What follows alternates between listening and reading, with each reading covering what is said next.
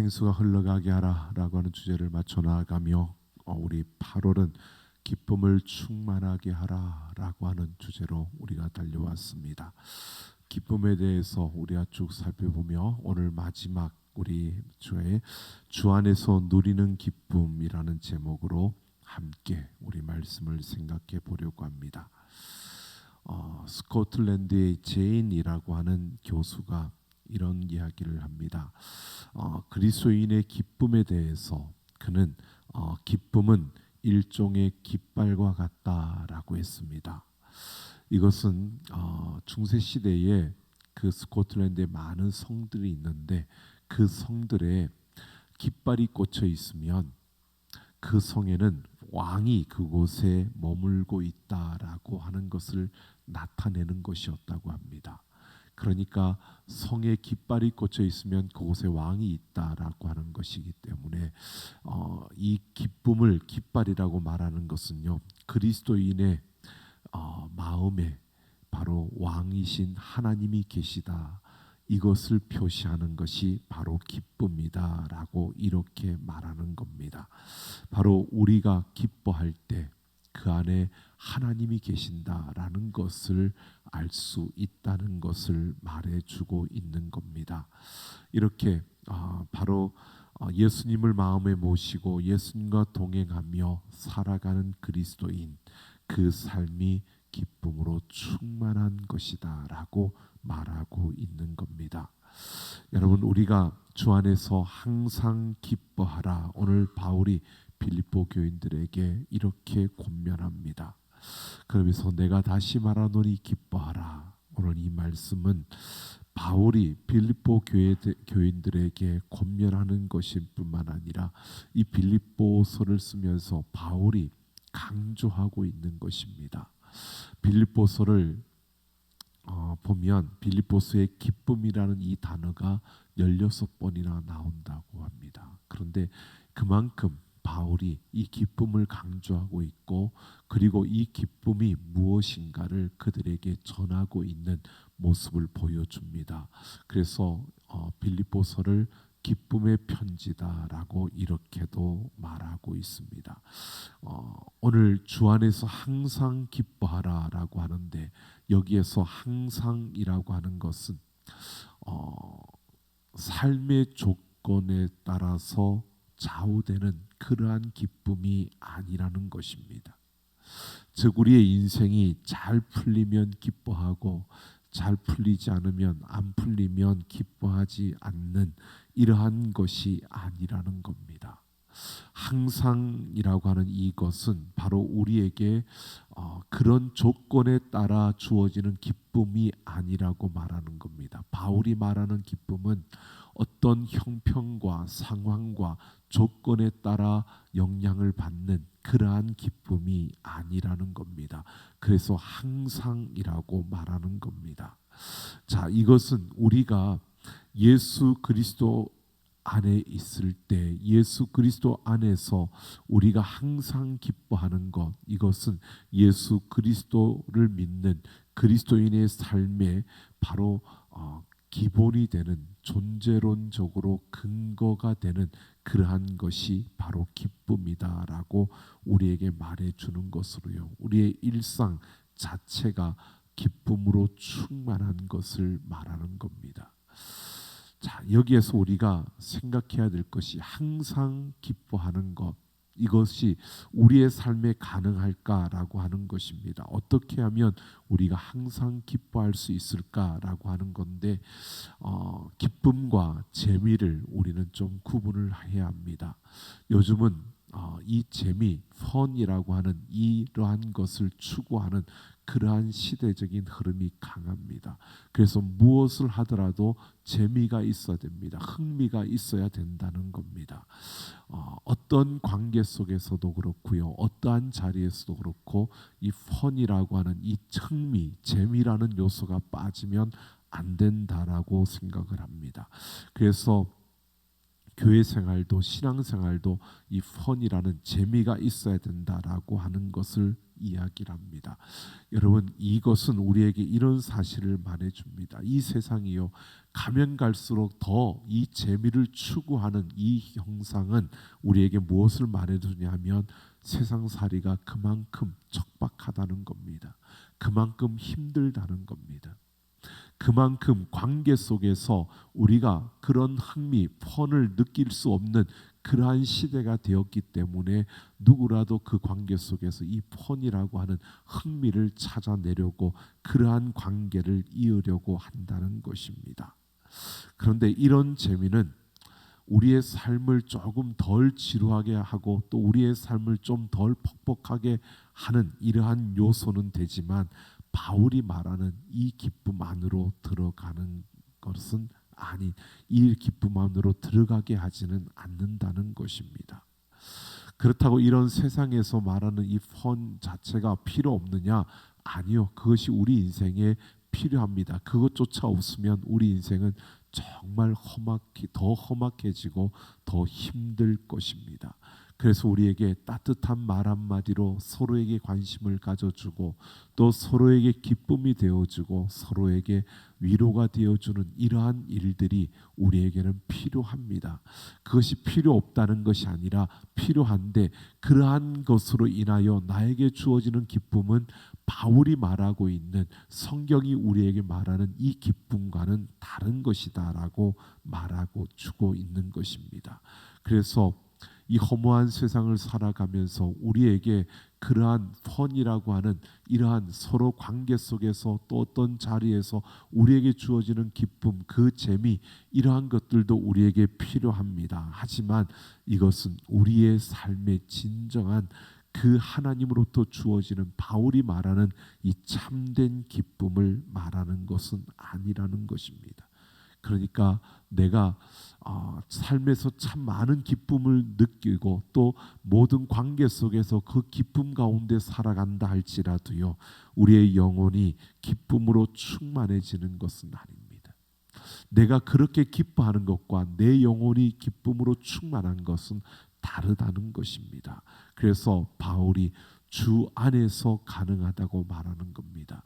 주 안에서 기뻐하라고, 주 안에서 항상 기뻐하라고 이렇게 말하고 있는 겁니다. 이것은 예수 그리스도가 기쁨의 근원이 된다는 뜻입니다.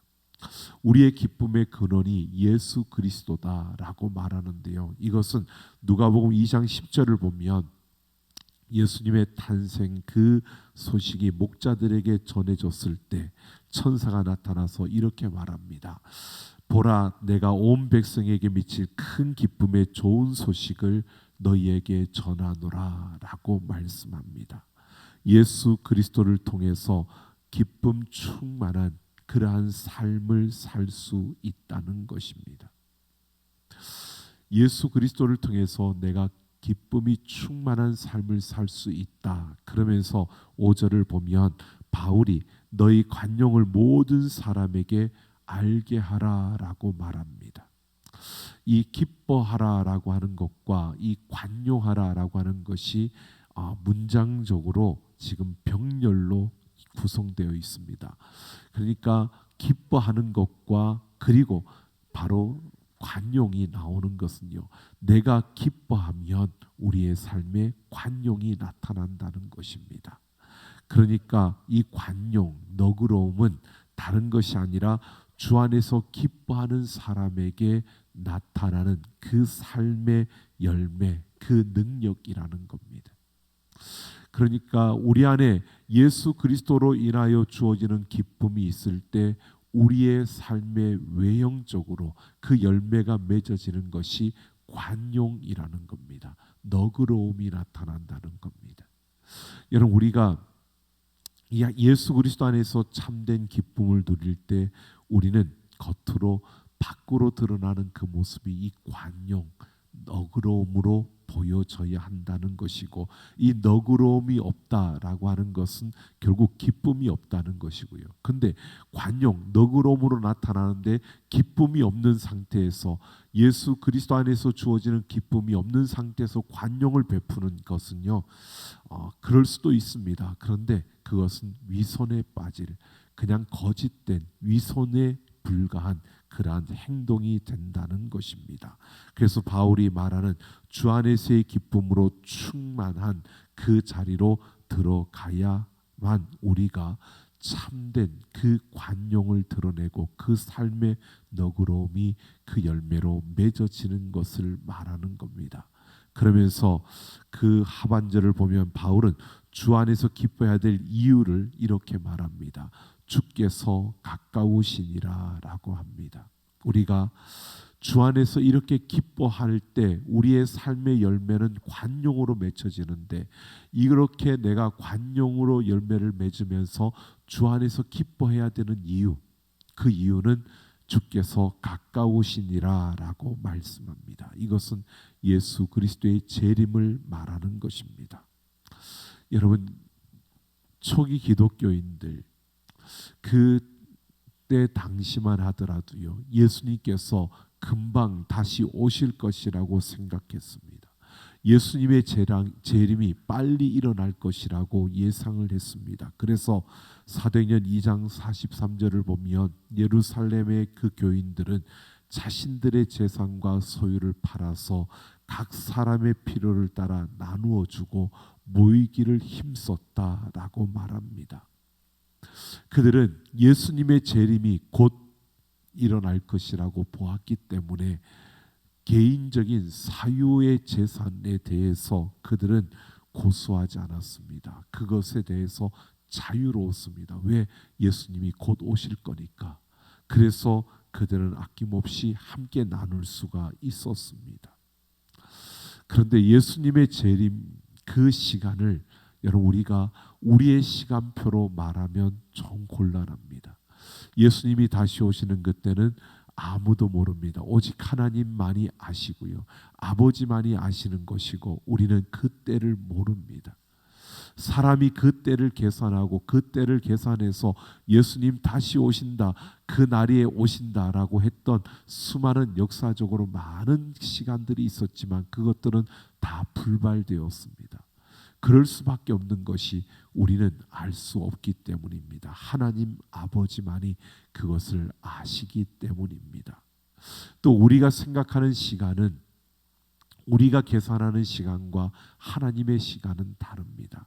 그래서 이 땅에서의 시간과 그 하늘의 시간이 다르다라고 하는 것을 보면 분명히 우리는 이 시간을 함부로 계산할 수 없고요, 예수님이 다시 오시는 그날이 우리에게 가까웠다라고 하는 이 사실만을 우리는 성경을 통해서 분명히 알게 됩니다. 그런데 이 가까우니라라고 하는 이 뜻이 무엇인지를 우리가 아셔야 됩니다. 이 가깝다라고 하는 것은 이제 곧 온다, 이런 의미일 수도 있지만, 이 가깝다라고 하는 것은요, 예수님의 재림으로 인하여서 일어날 그 생명의 완성을 지금 여기에서 궁극적인 현실로 받아들이는 것을 말하는 겁니다. 그러니까 여러분, 우리가 이미와 아직이라고 말합니다. 예수 그리스도께서 이 땅에 오심으로 우리에게 영원한 생명이 이미 주어졌습니다. 근데 아직 완성이 되지 않은 겁니다. 바로 하나님의 나라가 이미 우리에게 주어졌습니다. 그런데 아직 완성되지 않았습니다. 예수님이 다시 오시는 그때에 완성되어지는 겁니다.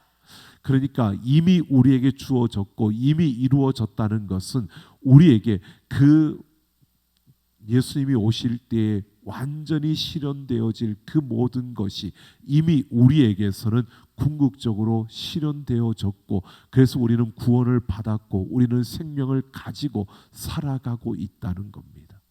이것이 가깝다라고 하는 겁니다. 이것이 가까우니라라고 하는 이 단어 속에 포함되어져 있는 겁니다. 주께서 오시는 그날이 가까우니라라고 하는 것은요, 이미 우리는 구원을 받았고 이미 우리는 생명을 가진 자라는 겁니다. 아직 이 세상 속에서 우리가 그 예수님이 다시 오실 날을 기다리며 이것이 완전히 이루어질, 그것이 현실로 완전하게 이루어질 그날을 우리가 바라보며 오늘을 살아가고 있지만, 그냥 살아가는 게 아니라 우리는 예수 그리스도의 생명을 가지고 영원한 나라를 가진 자로, 영원한 생명을 가진 자로 오늘 이 하루를 우리가 살아가고 있다는 겁니다. 이것이 바로 가까이 이르렀다라고 이렇게 표현한 그 의미입니다. 그러니까 우리의 손에 완전히 잡혀져 있다라고 말할 수는 없지만 이미 우리의 손에 잡혀져 있다는 것을 말하는 겁니다. 그래서 가까우니라라고 하는 이 말은 이미와 같은 의미를 우리에게 말해주는 것입니다. 바로 예수님께서 공생애를 시작하시면서 하나님의 나라가 가까이 왔다라고 외치셨습니다. 바로 하나님의 나라가 이미 왔다는 겁니다. 하나님의 나라가 예수님 다시 오시는 그날에 완성되어지지만 그러나 그 나라가 이미 왔다는 겁니다. 가까이 왔다라고 하는 것은 이미 그 나라가 임하였다는 것이고 그 나라가 우리에게 주어진 줄로 믿습니다. 이 사실을 말해주고 있는 겁니다. 그래서 예수님께서는 회개하라고 그쪽을 향하여 삶의 방향을 바꾸라고 선포하신 겁니다. 하나님의 나라가 올 것이니까 너희가 바꿔라라고 한 게 아닙니다. 하나님의 나라가 이미 왔으니까 너희가 회개하고 그 하나님의 나라에 들어가라는 것입니다. 바로 오늘 우리에게 이렇게 말해주고 있는 겁니다. 여러분, 우리가 생명을 가졌고 우리가 영원한 생명을 가졌고 하나님의 나라의 백성이 되었기 때문에 우리는 기뻐해야 한다는 겁니다. 다른 것이 우리의 기쁨의 근원이 아니고 예수 그리스도를 통해서 우리가 영원한 생명을 가졌고 하나님 나라의 백성이 되었기 때문에 우리는 기뻐해야 한다는 겁니다.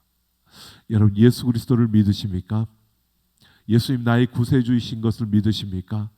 그렇다면 우리는 영원한 생명을 가졌습니다. 이것으로 우리는 기뻐해야 한다는 겁니다. 여러분, 우리가 영원한 생명을 가진 자가 되었다면 다른 것은 이 땅에서 그냥 쓰다가 없어지고 사라질 것들, 아니 이 땅에서 이것들이 영원한 나라로 이어질 수 없고 그냥 끝나는 것들로 인하여서 우리가 힘들어하는 이런 상황 속에서도 우리는 영원한 생명을 가졌기 때문에 기뻐할 수 있어야 한다는 것입니다. 여러분, 우리가 구원을 얻었고 하나님 나라의 백성이고 나에게 영원한 생명이 있다라고 말하는데도요, 우리가 기뻐하지 못하는 것, 이것은 다른 것이 아니고 우리가 이 세상 속에 너무 익숙해져 있고 묶여 있기 때문입니다. 우리가 일반적으로 한번 생각해 보십시오. 내가 살아있다는 것을 여러분 느끼지 못하는, 내가 살아있다는 걸 언제 느끼십니까? 내가 영원한 생명을 가지고 살아가고 있다는 것을 우리의 삶에서 느끼지 못하기 때문에 우리가 기뻐하지 못하는 겁니다. 그 참된 기쁨을 누리지 못하는 겁니다. 우리는 우리의 삶 속에서요, 내가 살아있다는 것, 우리가 일반적으로 그냥 생각해 보십시오. 내가 살아있다는 것을 느끼는 것, 먹을 때일까요? 여러분, 우리가 정말 살아있고 내가 정말 살아있는 이것이 우리에게 기쁨으로 다가올 때는요, 다른 어떠한 순간이 아니라 바로 사랑을 경험할 때라고 합니다. 내가 누군가를 사랑할 수 있고 누군가의 사랑을 받고 있을 때 우리는 정말 내가 살아있다는 것을, 그만큼 내 삶의 의미와 가치를 느끼게 된다는 것입니다. 그래서 어른들이 보면 손주를 보고 굉장히 기뻐하고 손주의 그 행동 하나하나, 그 자라나는 그 모습을 보고 그렇게 기뻐합니다. 여러분, 우리가 그러한 것은 결국 뭐냐 하면 사랑하기 때문입니다. 그 사랑이 기쁘게 만드는 겁니다.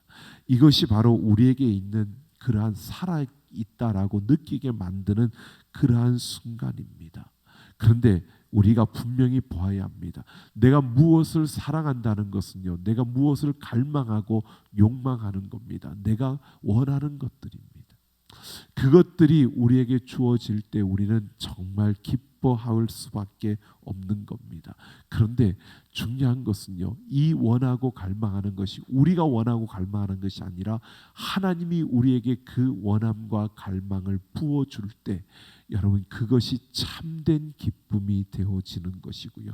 거기에서 우리는 참된 의미를 찾게 되는 겁니다. 그것이 바로 아가페의 사랑으로 우리에게 부어질 때라는 것입니다. 여러분 그럴 때 우리는 큰 관용이 우리의 삶에서 드러나게 된다는 겁니다. 우리가 원하는 어떠한 것이 내게 주어졌을 때 그 기쁨도 기쁨이지만 우리가 바라고 원하는 것들에 하나님께서 아가페의 사랑으로 그곳에 부어줄 때 바로 우리는 참된 그 기쁨과 그 관용을 우리가 누리게 된다는 겁니다. 그래서 바울이요 고린도전서 13장에서 사랑에 대해서 이야기하지 않았습니까? 사랑은 오래 참고 온유하며 시기하지 아니하며 자랑하지 아니하며 교만하지 아니하며 무례히 행하지 아니하며 자기 유익을 구하지 아니하고 성내지 아니하며 악한 것을 생각하지 아니하고 불의를 기뻐하지 아니하고 진리와 함께 기뻐한다고요. 여러분 고린도전서 13장 쭉 사랑에 대해서 읽으면서 우리는 분명히 보아야 합니다. 사랑은 이렇게 해야 돼라고 하는 게 아니라 이렇게 이러한 사랑을 보여준 분이 바로 예수 그리스도라는 것을 우리가 볼 수 있어야 합니다.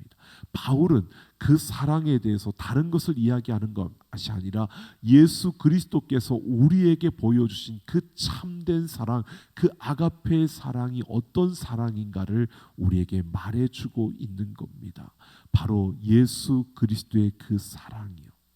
바로 우리를 있는 그대로 받아주고 우리의 모습 그대로를 품어주고 우리를 그냥 그대로 사랑하시는, 우리가 부족한데 우리가 연약하는데 우리가 변하기를 기대하는데 변하지 않는 그 고집스러운 모습을 가지고 있음에도 불구하고요.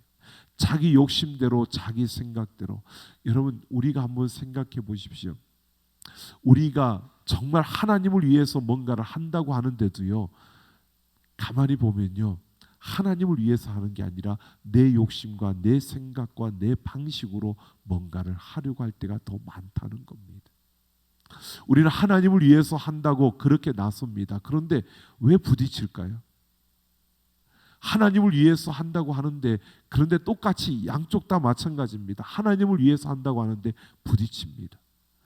어느 한쪽이 잘못돼서 그럴까요? 아니요. 양쪽 다 잘못된 겁니다. 이게 우리들의 모습입니다. 우리는 하나님을 위해서 달려간다고 하지만 완전하고 완벽할 수가 없습니다. 그럼에도 예수님께서 우리를 그 모습 그대로 사랑하신다는 겁니다. 그대로 받아주신다는 겁니다. 바로 우리와 함께 하시는 그 예수님, 그 예수님이 우리의 모든 삶의 기쁨의 그 근원이 되어 주시는 겁니다.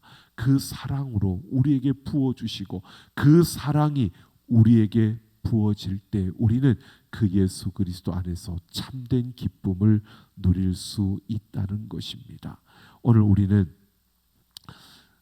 그 기쁨이 우리에게 주어지는데 내가 예수 그리스도를 믿음으로 우리에게 영원한 생명이 주어졌고 그래서 그 생명을 가진 자로 우리가 이 땅을 살아갈 때 예수 그리스도께서 우리와 함께 하시며 끊임없이 우리에게 그 아가페의 사랑으로 우리를 부어주시는데요. 우리는 그것을 느끼지도 못하고 그걸 누리지도 못하고 살아갈 때가 더 많은 겁니다. 아니 실제의 삶 속에서 우리는 그것을 실감하지 못하는 겁니다. 우리는 세상살이가 힘들고 복잡하기 때문에 그 가운데서 우리는 지치고 또 그 가운데서 살아가다 보니까 예수 그리스도로부터 주어지는 그 충만한 기쁨을 우리는 생각하지 않습니다. 물론 그렇게 생각할 수밖에 없을 겁니다. 예수님 믿는다고 해서 내 삶의 어려운 문제들이 해결되느냐? 해결되지 않는 것처럼 보여지거든요. 예수님을 믿는데 우리 안에 고민거리가 없느냐? 고민거리가 더 많아지기도 하고요. 예수님을 믿는데 쓸데없는 일들이 우리 앞에 펼쳐지고 그것으로 우리의 삶에 고집을 피우는 이러한 모습들이 우리에게서 없어지지 않으니까 결국 우리는 우리의 삶이 그렇게 뒤죽박죽되고 그러는 가운데 우리는 참된 기쁨이라는 것을 우리가 생각하지 못할 때가 더 많다는 겁니다. 오늘 6절에서 그래서 바울이 그렇게 말하는 겁니다. 그러한 어려움이 있고 골치 아픈 일들이 우리 앞에 주어지더라도 염려하지 말고 감사함으로, 여러분 감사한 마음으로라고 하는 것은요 우리의 평정심을 가지라는 겁니다. 평상심을 가지고 하나님께 아뢰라는 것입니다. 자신의 삶을 하나님과의 관계 속에서 받아들이라는 겁니다. 바울은 이렇게 말하고 있습니다.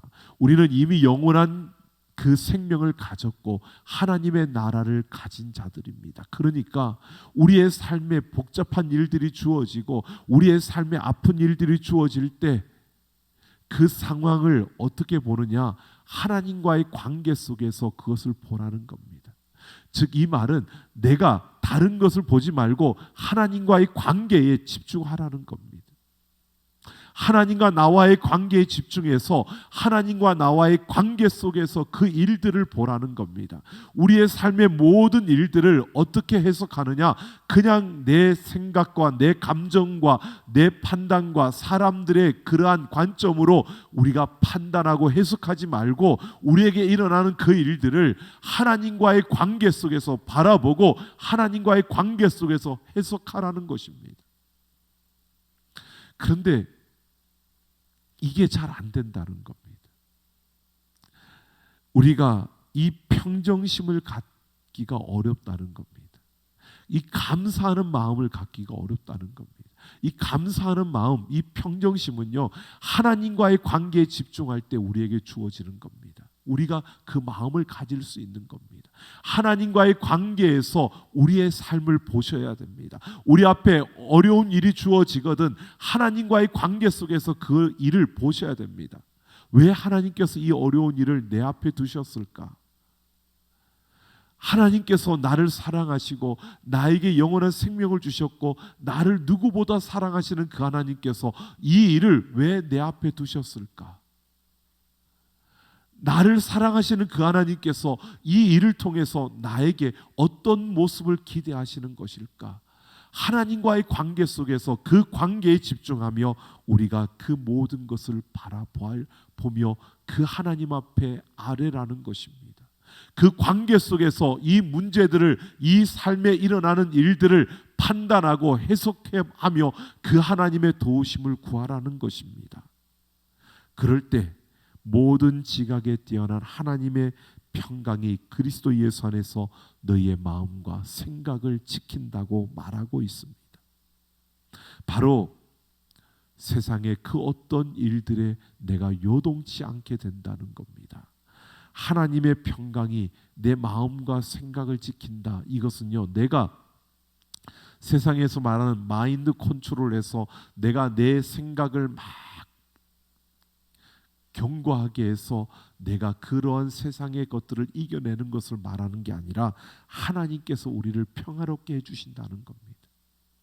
그래서 내가 뭔가를 하지 않았는데 그저 하나님과의 관계를 집중하고 이 문제 속에서 하나님 내가 어떻게 해야 됩니까? 하나님 이것을 통해서 하나님 무엇을 하시려는 겁니까? 그 하나님 앞에 그렇게 구하고 나아가는데 내 안에 하늘로부터 부어지는 그 평강이 부어지는 겁니다.